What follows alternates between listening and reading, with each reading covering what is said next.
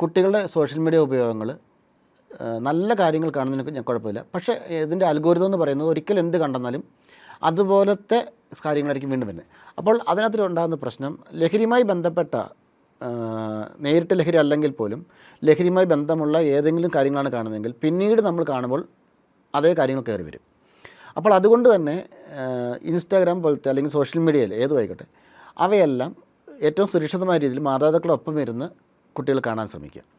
അടുത്തത് കുട്ടികൾ കൃത്യമായി നോ പറയാൻ പഠിക്കുക. ആരോടാണെങ്കിലും കൂട്ടുകാരോട് എങ്ങനെ നോ പറയാം, മുതിർന്നവരോട് എങ്ങനെ നോ പറയാം. നമുക്കെല്ലാവരുടെയും ബഹുമാനം വേണം, പക്ഷെ അനുസരണ ആവശ്യമുണ്ട്.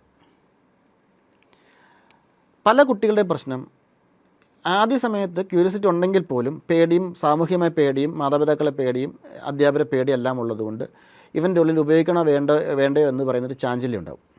പക്ഷേ കൂട്ടുകാരുടെ അടുത്ത് നോ പറയാൻ പറ്റില്ല. അപ്പോൾ നമ്മൾ നമ്മുടെ മക്കളെ പഠിപ്പിക്കേണ്ട ഏറ്റവും പ്രധാനപ്പെട്ട കാര്യങ്ങളിൽ നിന്ന് ഏറ്റവും മനോഹരമായ രീതിയിൽ വേണ്ട എന്ന് നോ എന്ന് പറയാൻ പഠിപ്പിക്കുക എന്നുള്ളതാണ്. അത് ബഹുമാനത്തോടെ പറയാം. ഇപ്പം മുതിർന്നവരോടാണ് ഈ ബഹുമാനത്തോടെ, കൂട്ടുകാരോടാണ് സൗഹൃദത്തോടു കൂടി എന്നാ പറയുക. കുട്ടികൾ അറിഞ്ഞിരിക്കുന്ന കാര്യം, എനിക്ക് താല്പര്യമില്ലാത്തൊരു കാര്യത്തോട് ഞാൻ നോ എന്ന് പറയുമ്പോൾ കൂട്ടുകാരെ കളിയാക്കുന്നുണ്ടെങ്കിൽ നമ്മൾ ആലോചിച്ച് നോക്കണം, ഞാനെന്ന വ്യക്തിക്ക് പ്രാധാന്യം കൊടുക്കുന്നുണ്ടോ, അതോ അവർ പറയുന്നത് കൂട്ടുകാർ പറയുന്നതല്ല അനുസരിക്കാൻ വേണ്ടിയാണോ ഞാൻ.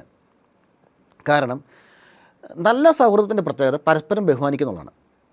അപ്പം എനിക്കിത് താല്പര്യമില്ല എന്ന് ഞാൻ പറഞ്ഞാൽ ഉടനെ അവർ ഓക്കെ താല്പര്യമില്ലെങ്കിൽ വേണ്ട എന്ന് പറഞ്ഞാൽ മതി. പക്ഷേ അതിന് പകരം ഉടനെ അവർ കളിയാക്കുകയോ കുറ്റപ്പെടുത്തുകയോ മാറി നിർത്താൻ ശ്രമിക്കുകയോ അല്ലെങ്കിൽ മറ്റേതെങ്കിലും രീതിയിൽ അവരുടെ ഒരു അകലമുണ്ടാക്കുകയും ശ്രമിക്കുകയോ ചെയ്യുന്നുണ്ട് എങ്കിൽ അവിടെയുള്ളത് പരസ്പരം ബഹുമാനിക്കുന്ന സൗഹൃദങ്ങളല്ല.